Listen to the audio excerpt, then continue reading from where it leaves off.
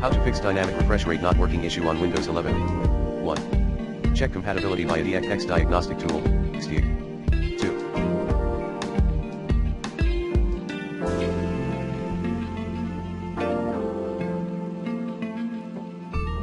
Select the dynamic refresh rate option for choose a refresh rate.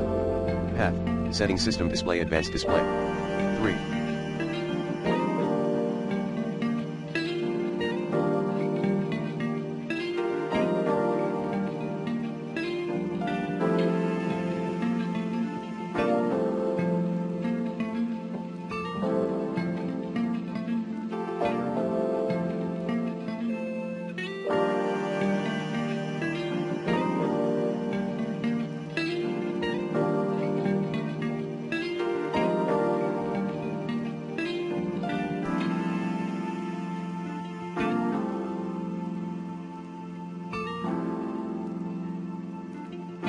Update your Windows 11 system. 4. Update all your device drivers using the recommended Avast driver updater in this video guide.